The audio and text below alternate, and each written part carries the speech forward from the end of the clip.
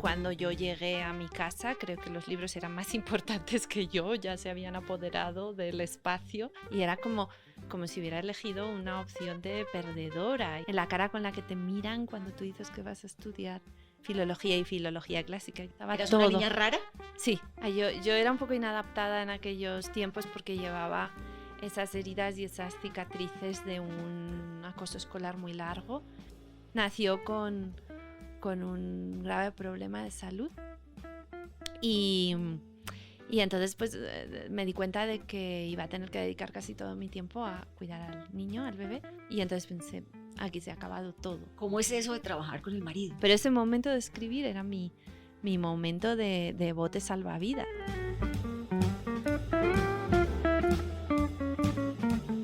Esto es Geniales y Mayores que Yo, un espacio patrocinado por Colsubsidio, una organización que reconoce e impulsa la fuerza transformadora de las mujeres.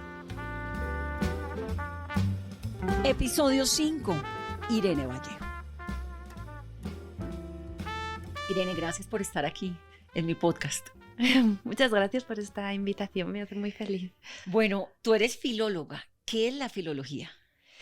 La filología para mí es una declaración de amor a las palabras, que es lo que significa en griego el término. Filos viene de amar, ser amante, y logos de la palabra, del sentido, de la interpretación, de la expresión. Entonces, lo que exige la filología es ¿no? esa devoción por la palabra y por el lenguaje, una cierta fe que por momentos puede parecer quizá anticuada en el poder de la palabra frente a la violencia o frente a, ¿no?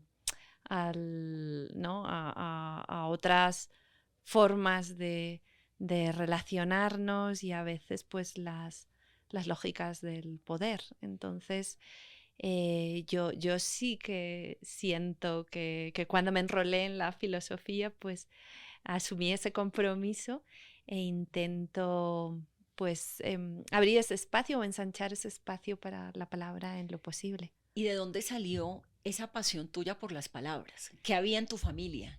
¿Qué había en el papá? ¿Qué había en la mamá para que una mujer tan joven termine, por lo que dices, de anticuada? Pues claro, si no, porque además eres una señora de 45 años. Una señora, joven, sí. Claro, que termine enganchada de esa manera con algo que pareciera como de otra vida. Pero ya era así en mi infancia.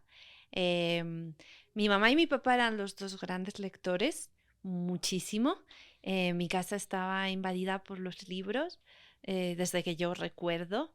De hecho, cuando yo llegué a mi casa, creo que los libros eran más importantes que yo, ya se habían apoderado del espacio y ocupaban una posición mucho más principal.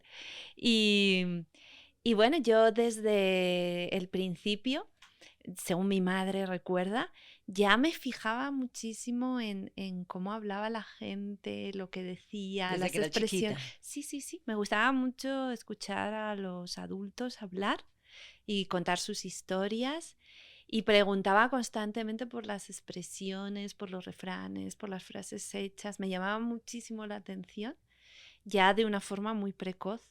Y no sé cuál es el motivo, quizá esa nutrición de cuentos antes de dormir que me dieron mis papás desde siempre, ¿no? ¿Te leían cuentos cuando estabas Me pequeña? contaban cuentos más que leerlos y entonces ellos ya pues me dedicaban todos los días ese ratico antes de dormir para contarme una historia, que luego muchas veces las historias se convierten en conversaciones y yo preguntaba y ellos respondían y me explicaban y eso ni siquiera recuerdo cuándo empezó, o sea, para mí ya ha existido siempre.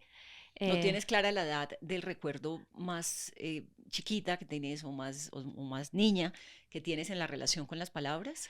No, porque los libros estuvieron siempre allí y mis papás me daban revistas y ellos decían que yo me entretenía. Siendo hija única, además, pues yo tenía como que crear mis propios juegos y mis propios entretenimientos. Entonces, para mí, las revistas, los periódicos, los libros, solo el mero hecho de imitar el movimiento de pasar las páginas y mirar ese misterio que yo recuerdo de siempre antes de aprender a leer y a escribir, que era cómo es posible que los adultos saquen de ahí, de lo que a mí me parecían como filas de hormigas o patitas de araña, que a mí no me decían nada, cómo podía ser que los adultos sacasen palabras, noticias, se conmovían, había discusiones políticas en mi casa, se hablaba de libros, de poesía, y yo decía, ¿cómo es posible que todo eso que es tan importante para los adultos esté aquí en estas patitas de araña? Y yo las miraba como intentando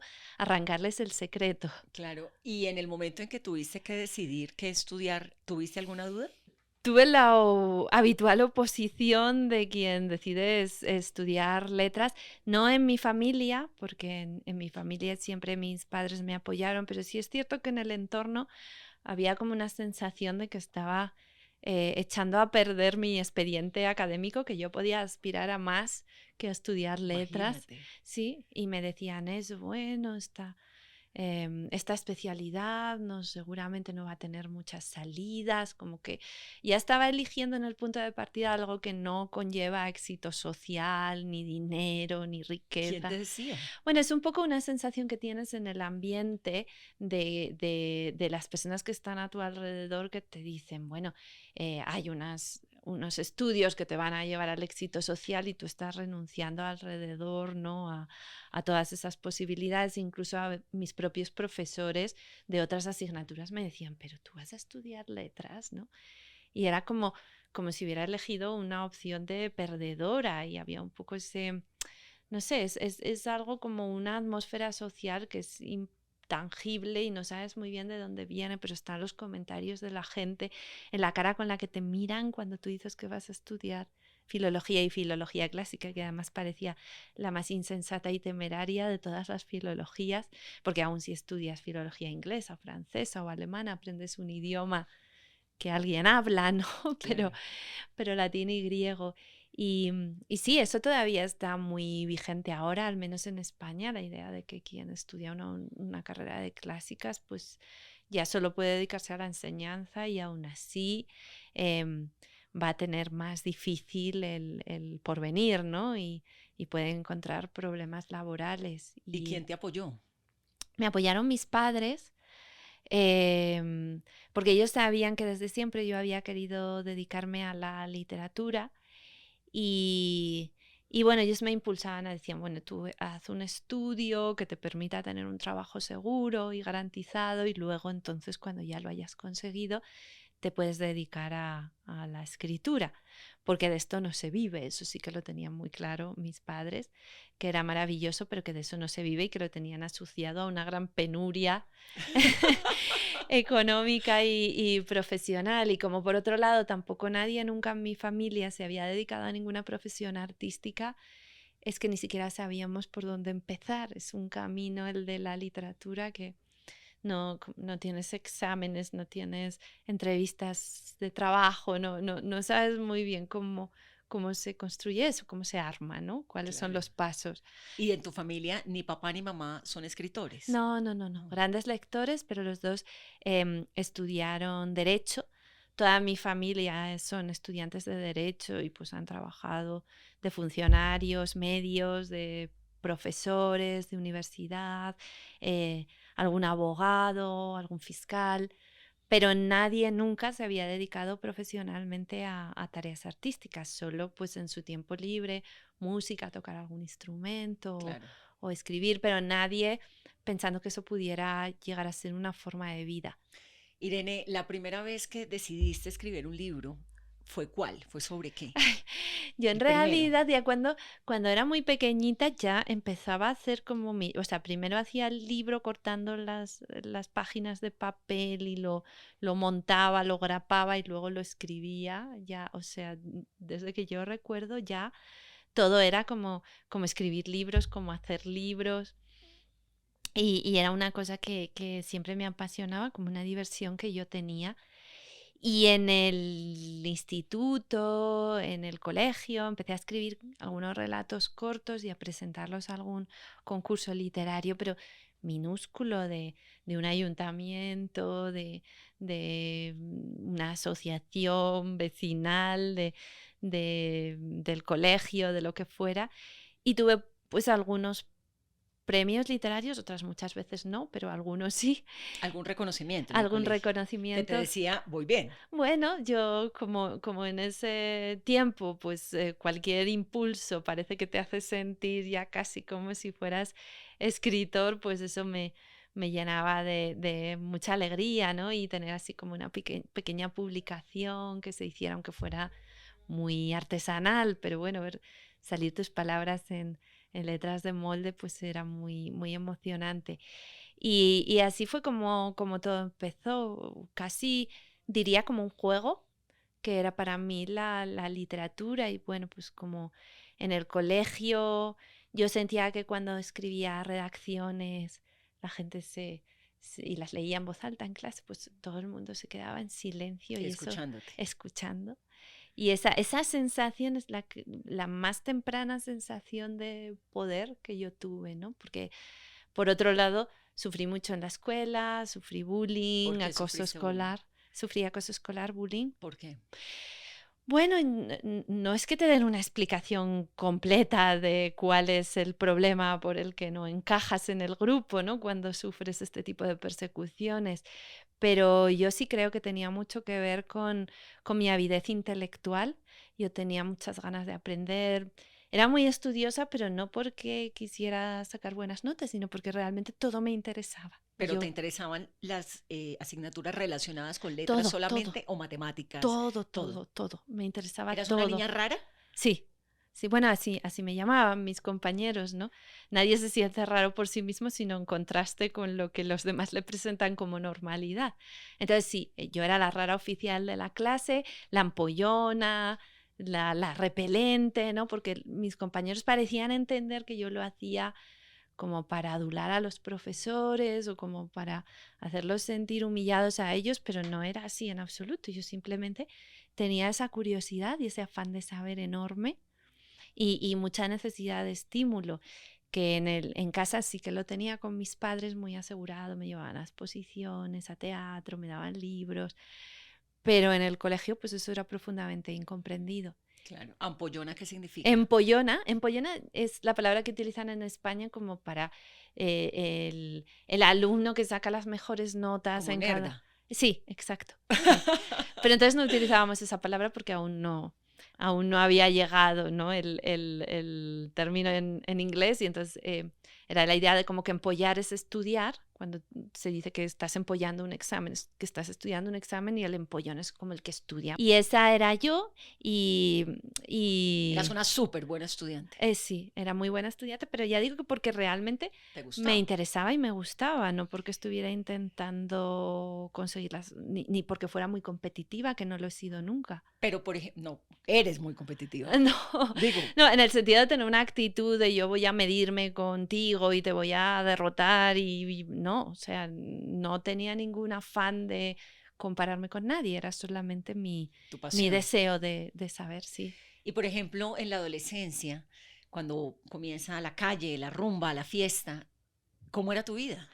Yo era un poco inadaptada en aquellos tiempos porque llevaba esas heridas y esas cicatrices de un acoso escolar muy largo y realmente me costaba, no diría que relacionarme con los demás, pero sí tenía la sensación de que yo no encajaba nunca con los grupos de gente, que siempre me iban a sentir como la rara, como la extraña, como la que decía cosas que a los demás no entendían o no les interesaban, ¿no?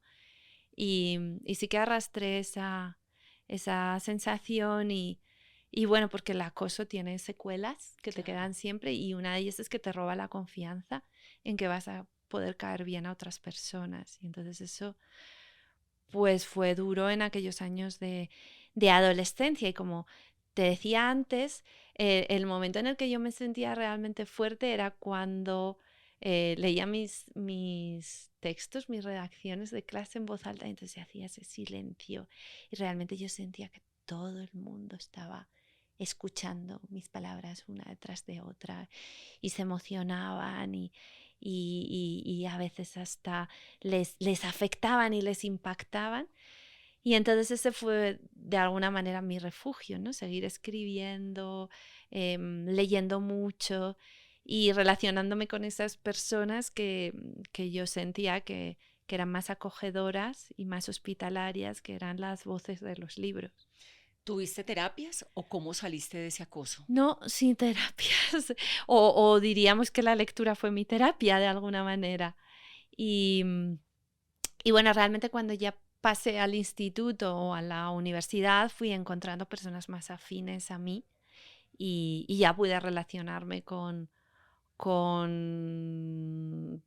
personas de mi edad que me entendían y con las que podía compartir eso, o si no lo compartía, por lo menos no lo consideraban un defecto de mi parte ni una rareza, ¿no? Y bueno, fue simplemente el pasar de los años y el ir encontrando grupos más afines, que es que esto es muy importante en la vida. Tú te puedes sentir muy inadaptado en un entorno que no te comprende y luego encontrar otro en el que todo funciona y fluye y lo que eran dificultades se convierte en compañerismo instantáneo, ¿no?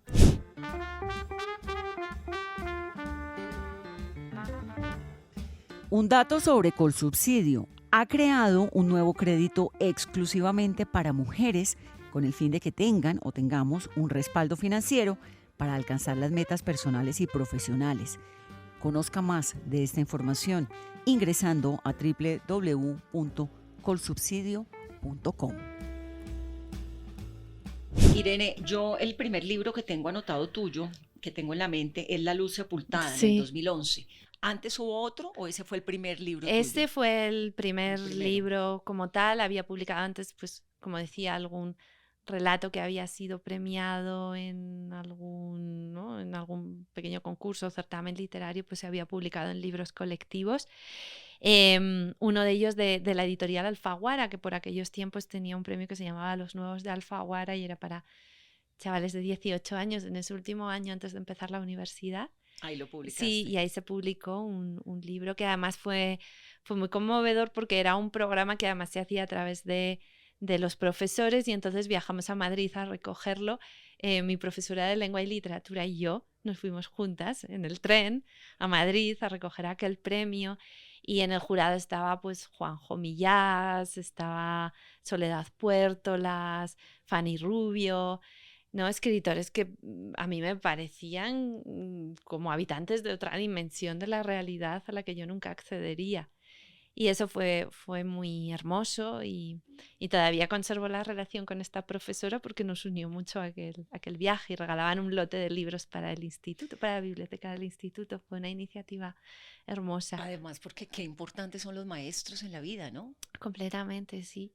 Y en El infinito en un junco yo intento también hacerle un agradecimiento muy explícito a mi maestra de griego en el instituto, que era la que realmente me convenció de que ese era mi camino. Y habían pasado los años cuando escribí el libro, ya había fallecido, pero por ese homenaje pues recuperé el contacto con su familia y la hemos mantenido viva y ahora en la edición en cómic ha salido su retrato, que me gusta muchísimo que esté allí, no solo el nombre de esa profesora, sino incluso su rostro y su apariencia y es una forma de hacer un homenaje que la mantiene viva. Ya te voy a preguntar por el infinito, porque obviamente es un tema muy, muy importante en la literatura contemporánea, pero quiero saber si te costó trabajo. Hoy en día cualquier editorial, pues, se moriría por publicar a Irene Vallejo. ¿Te costó trabajo que te publicaran inicialmente? Sí. A ver, esto de poder confiar en que cada libro que escriba se publicará es para mí muy reciente. La mayor parte de mi camino literario pues ha sido muy, muy difícil y he tenido que intentar con editoriales. Empecé trabajando con editoriales muy locales y muy independientes, muy pequeñitas, con muy escasos medios, e ir ¿no? buscando ese tipo de editores con los que aprendes también el oficio y que se involucran en tu trabajo y con ellos de la mano, ir a las ferias del libro, pero siempre con tiradas muy pequeñitas y muy bajas expectativas. Creo que todo el mundo que se dedica a tareas artísticas en realidad tiene una larguísima experiencia de rechazo, ¿no? De exponerte. Tú llegas con tu obra, o si eres un actor, vas a un casting, o si eres un Un músico, miedo terrible, ¿no? y la mayoría de las veces te rechazan y te dicen que no. Y esa es la experiencia esencial, ¿no? El estar constantemente exponiéndote y tener que asumir que no te elijan, que no se interesen por tu proyecto, que no les encajes en su línea editorial. Y esto, el problema es que ahora en este mundo de las redes sociales, donde todo se muestra solo la mejor cara, Mm. no lo contamos. Y no decimos también a la gente joven que estos que ahora son sus ídolos seguramente han tenido que pasar también por toda esa peregrinación de rechazos, de puertas cerradas, ¿no? de decepciones y de tener que levantarte cada vez y seguir intentándolo o escribir algo nuevo. ¿Y alguna vez dijiste, tal vez esto no es lo mío? Muchas veces he pensado, incluso y muy especialmente cuando escribía El infinito en un junco, que el sueño de dedicarme profesionalmente a la literatura era demasiado grande para mí, sí. No puede ser. Sí, sí, sí, realmente sí. Em, Cuando empecé a escribir El infinito en un junco, llevaba ya más de una década publicando, pero en editoriales muy, muy pequeñitas y locales, y además haciéndolo desde una ciudad que es la mía, Zaragoza, en la periferia del mundo editorial español, que tiene dos capitales claras, que son Madrid y Barcelona, y yo no vivía en ninguna de las dos ni formaba parte de su ambiente literario. Entonces yo tenía esa sensación de periferia, de ambiente local, de mucha dificultad para abrirme camino. Y ya cuando tuvimos nuestro primer hijo, mi esposo y yo, nació con un grave problema de salud. Y, y entonces pues me di cuenta de que iba a tener que dedicar casi todo mi tiempo a cuidar al niño, al bebé. Y no sabía muy bien eso qué iba a significar, o sea, el grado de gravedad que tendría y cuál sería su evolución. Y entonces pensé, aquí se ha acabado todo. Ya no, el sueño si ni siquiera tengo el dominio de mi tiempo, si tengo que estar constantemente en casa con el niño y ni siquiera puedo ir a las ferias, a, a los colegios, a encuentros con estudiantes, si no puedo hacer promoción. Tú pensabas que ibas a tener que dedicarte exclusivamente a cuidar Exclusivamente a tu o hijo. A muy... Pedro, ¿no? Sí, eso es, a Pedro. Exclusivamente o principalmente, ¿no? Y además yo tenía a mi alrededor otras mamás que estaban en los centros de día, en los hospitales, en la rehabilitación, en la logopedia, y todas me contaban una historia parecida de haber tenido que dejar sus trabajos para ocuparse de los niños porque es muy difícil tener un trabajo presencial cuando estás constantemente llevando al niño de un especialista a otro, de una terapia a otra, y además tienes que estar afrontando todas las emergencias, que son muchas con estos niños tan enfermos. Él tiene un síndrome que se llama Pierre-Robin, Sí, ¿cierto? ¿Qué es sí. qué? Es un problema respiratorio. En realidad es uno de esos síndromes muy infrecuentes que le afectó desde el nacimiento y que le impedía la respiración. Bueno, tenía un pequeño problema de malformación en la tráquea, y el hueso maxilar había invadido el espacio de la vía respiratoria y la había adelgazado de tal manera que le hacía muy difícil respirar. ¿Pero fue una condición congénita? La ¿O realidad adquirida? es que no se sabe bien porque hay tan pocos casos que aún no se ha podido estudiar. No hay todavía suficiente pruebas y evidencias como para estar convencidos. A nosotros nos han hecho análisis genéticos y no han encontrado nada, pero no podemos estar seguros. Pero es lo que se llama una enfermedad rara. Sí, es una enfermedad Sí. rara. ¿Y cómo está Pedro? ¿Cuántos años tiene Ahora Pedro? tiene 10 años, está mucho mejor de lo que esperábamos en aquel momento de su nacimiento, que fue muy traumático para él y para todos. Y bueno, tiene secuelas, evidentemente, de su síndrome y de todo el tratamiento, que fue muy, muy duras, todas las intervenciones, las operaciones que sufrió en los primeros meses de vida. Pero bueno, sí, ojalá hubiéramos sabido entonces que a los 10 años estaría así. Yo hubiera firmado en aquel momento porque fuera el niño que soy. Pero en ese momento no lo sabíamos y era... ¿En ese momento pensaban que no iba a sobrevivir? ¿Había ese riesgo? ¿O cuál era el Había riesgo? riesgo de que no sobreviviera y había riesgo de que sobreviviera con unas secuelas muy graves que lo convirtieran en un gran dependiente. Ujú. Y eso era tremendamente angustioso. Pero sí es cierto que ha necesitado muchísimo seguimiento, psicomotricidad, neuropediatría, estimulación y bueno, hemos tenido que enseñarle la deglución porque perdió el reflejo de deglución y de succión. En fin, fue un camino muy difícil.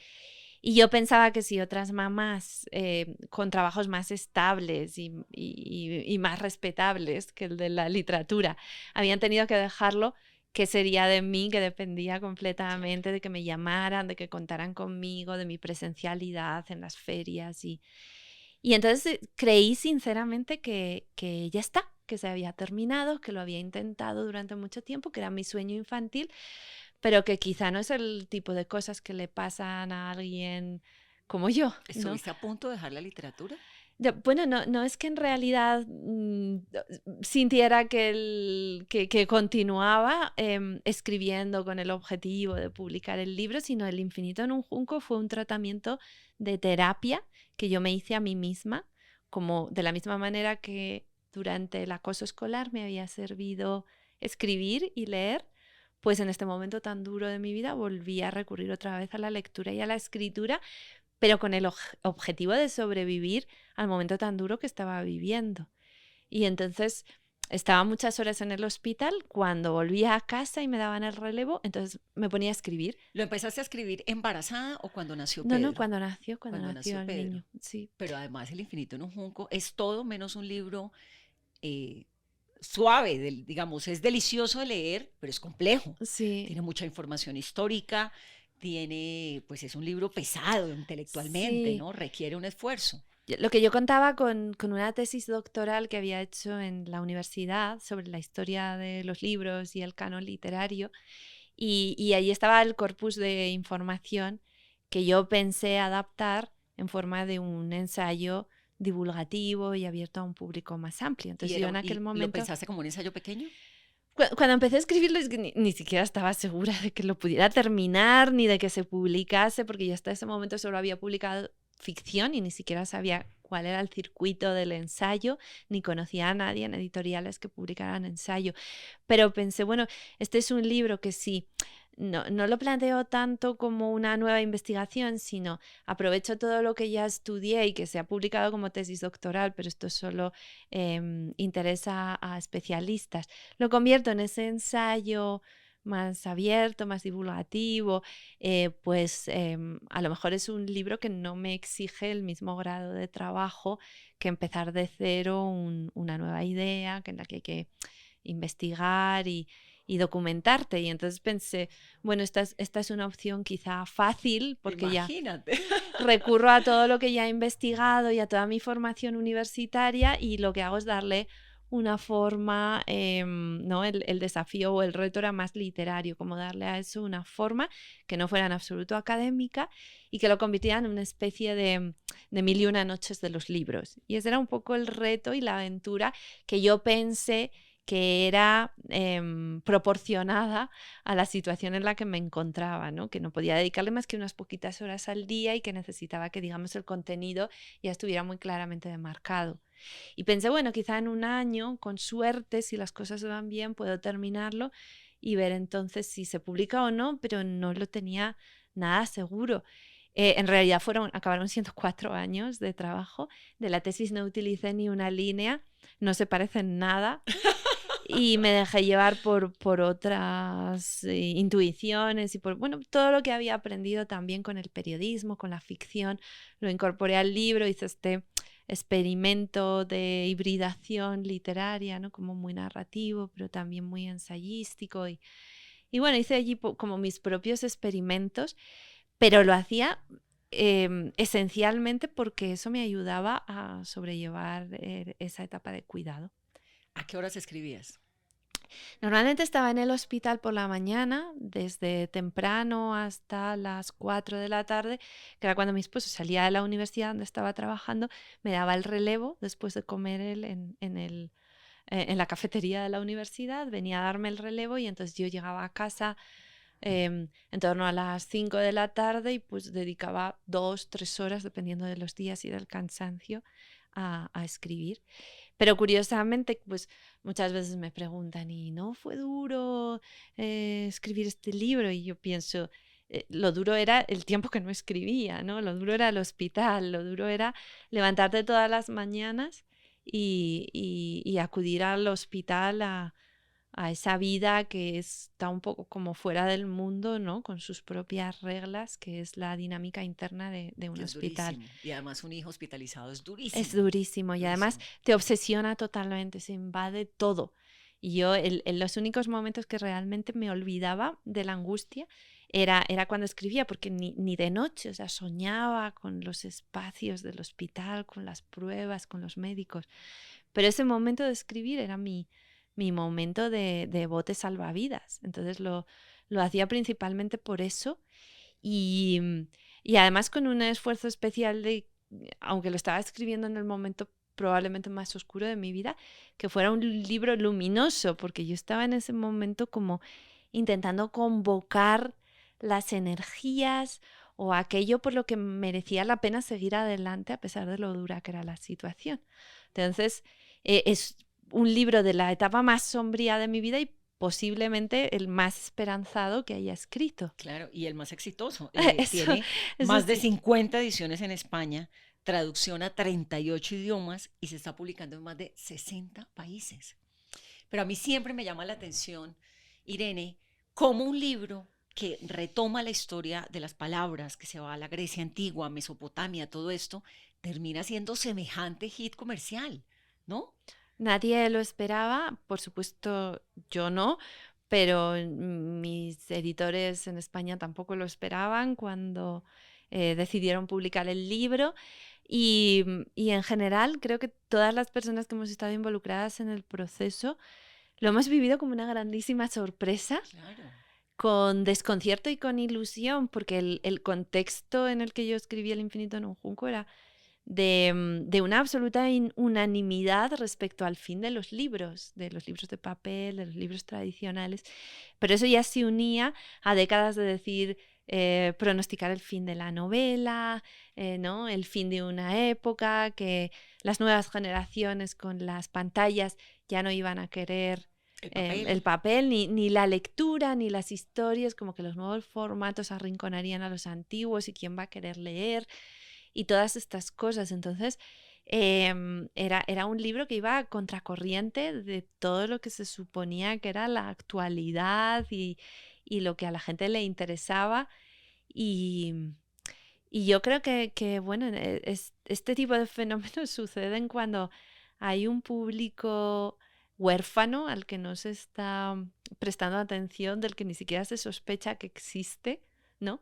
Y un libro de repente toca esa fibra que nadie sabía que existía o que estaba ahí y que produce esa especie de conmoción. Y entonces mi teoría es que realmente la gente que amamos los libros, la lectura y las historias somos muchos más de los que nos dicen y nos hacen crear. Sabes que me conmueve un montón esa historia del infinito en un junco porque además me da una esperanza gigante. Sí creo que hubo una época en la que todos pensamos, cuando salió el Kindle, ¿no? Sí. Que los libros iban a acabar. Sí. Y resulta que todo lo contrario. Lo decían los grandes expertos y los gurús, sí. Incluso la feria de Frankfurt, y era como una condena unánime. Ya estaba ahí el certificado de defunción de los libros de papel. Pero ya con los libros de papel parece que incluso se cuestionaba la pertinencia misma de la literatura en un mundo ya hipertecnológico, donde había tantos nuevos formatos que ya solo había una condena a la irrelevancia más absoluta, ¿no? Y entonces yo creo que éramos muchas las personas que escuchábamos esos discursos y creíamos que era cierto, creíamos que éramos nosotros los excéntricos, ¿no?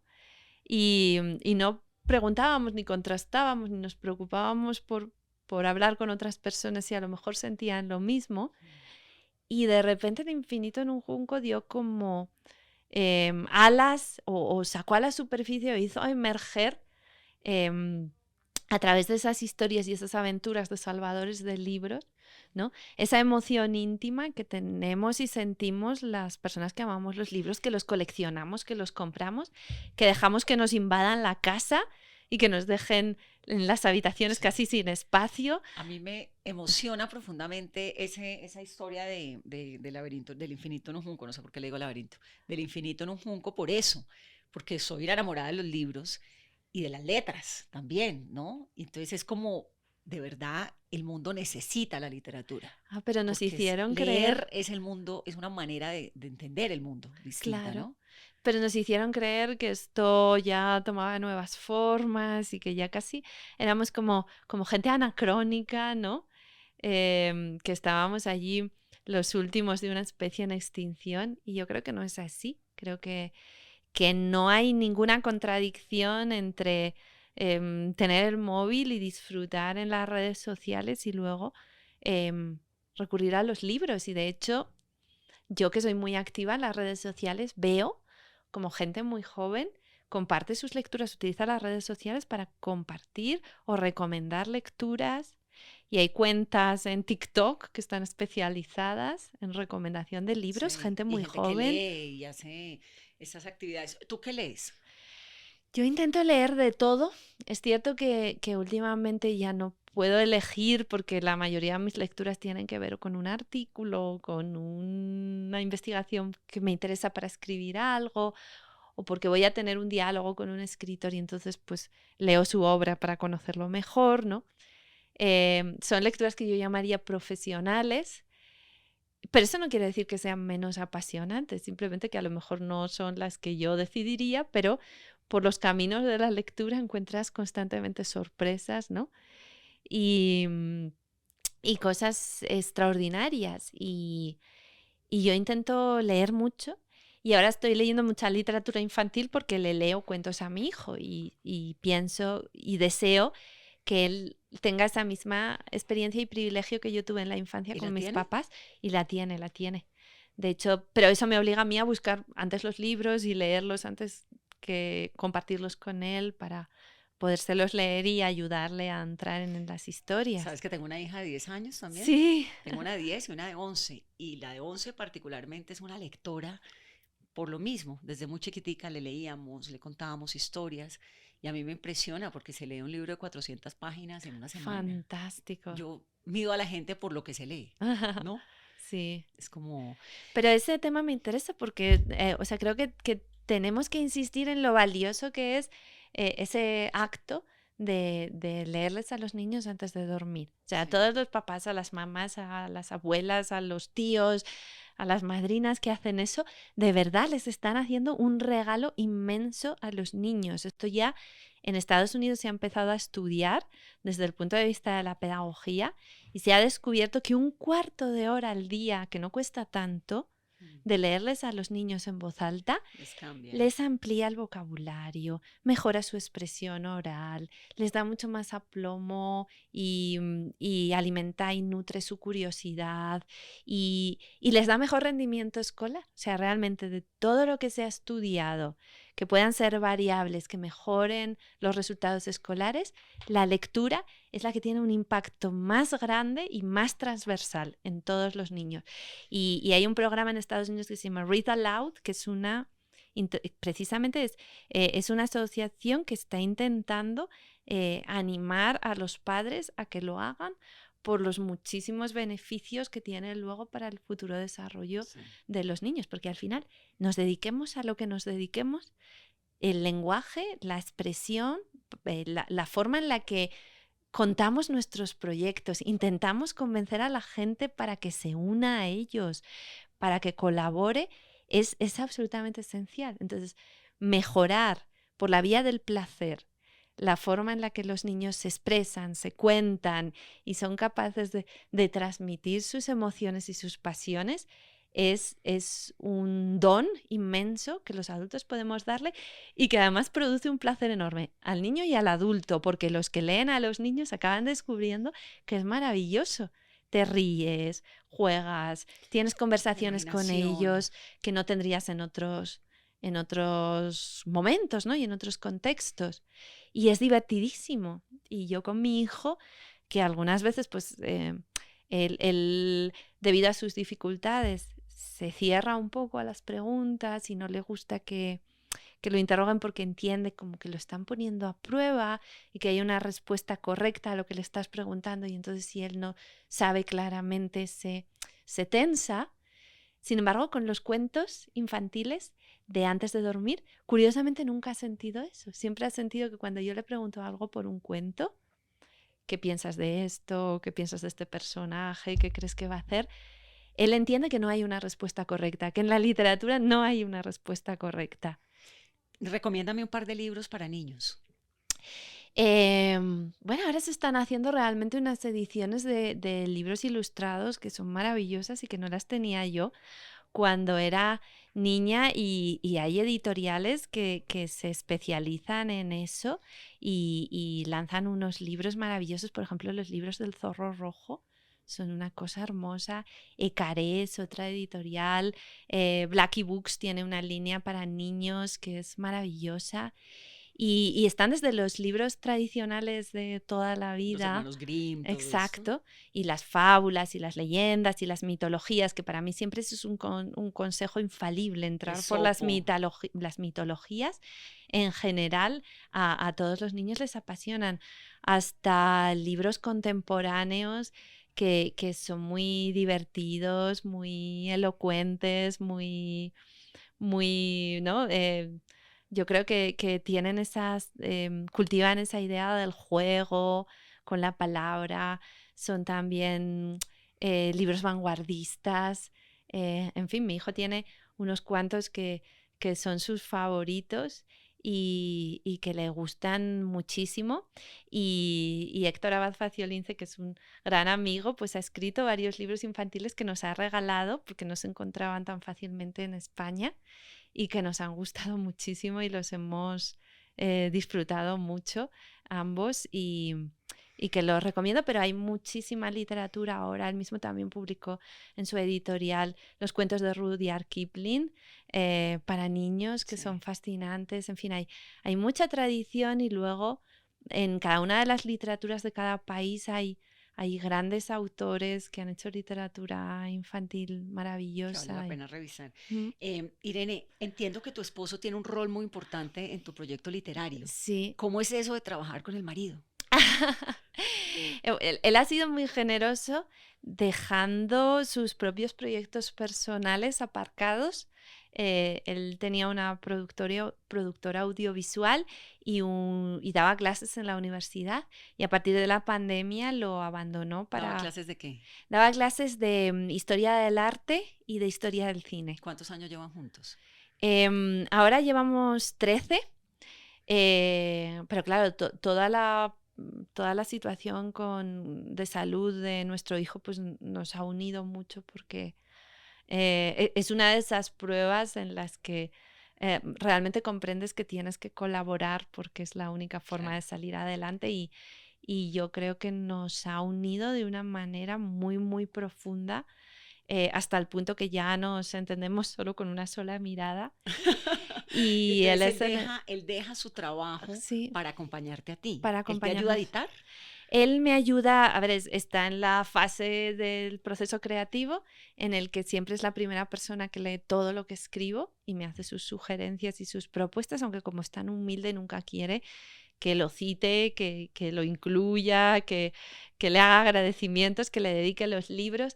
pero él está ahí y con sus sugerencias y sus ideas en El infinito en un junco, pues muchos de los contenidos sobre cine son ideas suyas de cómo hilar Qué películas maravilla.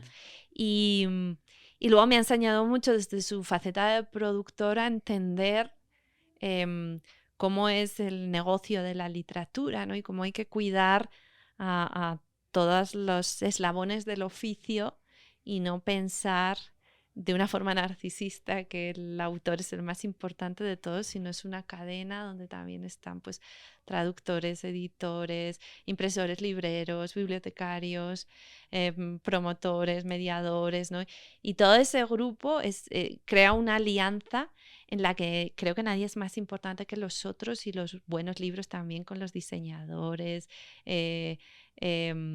ilustradores, encuadernadores, ¿no? Es una gran familia detrás de cada libro y eso me ha enseñado a entenderlo, a entender un poco cómo son los resortes y creo que ha sido totalmente esencial en este camino increíble que empezamos con El infinito en un junco y que nadie podía prever. Y yo me he sentido muy acompañada en esos momentos en los que me sentía tan inexperta, tan sorprendida y fuera de lugar porque pasé de publicar en pequeñas editoriales independientes a de repente A todo este las boom. traducciones, los viajes internacionales, los festivales. Y yo ni siquiera me había imaginado a mí misma nunca en esos lugares, ni sabía cómo eran esas atmósferas. Empezar a conocer a escritores que jamás habría creído que ¿no? estarían en el mismo mundo o en la misma dimensión en la que yo habitaba, pues eso ha sido también una sacudida que he necesitado asimilar y haberlo tenido a él a mi lado. Y luego el cuidado de mi hijo, que también es una forma de poner siempre los pies en el suelo, porque Claro. ahí está esa cuestión que es la salud, que es la supervivencia de mi hijo, que está por encima de todo y que por mucho que en algún momento tengas la tentación, porque el animal de la vanidad siempre está ahí asomando el hocico, de pensar que lo que haces es muy importante, volver con mi hijo al hospital siempre me enseña que la gente que realmente está ahí, salvando las vidas de otros semejantes, niños, adultos, esos son los realmente importantes. Y cuando yo voy con mi hijo a un médico, a un especialista, a un terapeuta, siempre pienso que su trabajo es infinitamente más importante que el mío. Wow. Y que ojalá yo, a través de mis libros y de mis palabras y de mis artículos, pueda colocar la luz del reflector sobre todos esos trabajos que realmente están en el centro de que las sociedades funcionen y que sostengamos a las personas para que luego se puedan hacer todas las demás cosas. ¿Eres la escritora que soñaste? Lo que me está pasando en la vida es mucho más de lo que me habría atrevido a soñar, porque yo viviendo en esa ciudad, que ya digo, siempre he tenido ese sentimiento de periferia, nunca me atreví a pensar en traducciones, en un fenómeno, en estas cifras de ventas. O sea, eso me parecía incompatible conmigo. El sueño más alto que llegaba a tener es poder vivir en no demasiada precariedad de la literatura, ¿no? Y eso me parecía ya la máxima consecución y mi concepto del éxito. Esto que ha pasado me ha desbordado completamente. Pero por otro lado también es ese reto de también estar a la altura de todo lo que esos lectores de la tribu del Junco pues también esperan de mí, ¿no? Que de alguna manera represente este fenómeno tan maravilloso que es la supervivencia de los libros. Sí. Y que para mí es la prueba definitiva de la grandeza de lo pequeño y de la fuerza de lo frágil.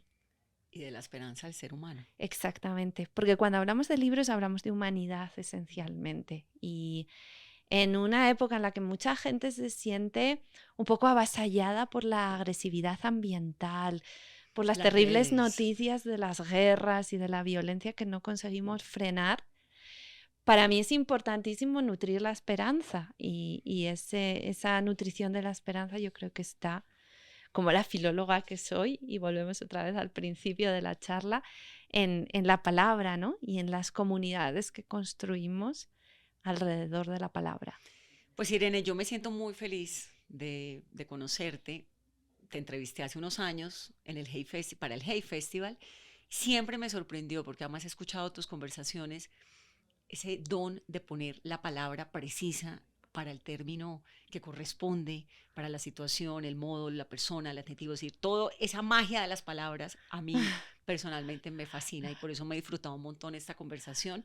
Te agradezco mucho el tiempo. No, gracias, de verdad. Yo reconozco que siempre vengo a Colombia con un poco de pudor, porque hablan ustedes una lengua tan exquisita, un español tan exquisito, que tengo la sensación de que hay que exigirse mucho para estar a su altura y me parece espléndido estar en un país donde realmente la literatura y el ¿no? Y el tener un don para la lengua y para el habla y la conversación sea tan valorado. Lo valoramos y valoramos muchísimo tu presencia aquí. Y gracias por estar Gracias. en Geniales y Menores, porque ella pues ya es menor que yo. Gracias por esta maravilla de conversación. Gracias, Irene.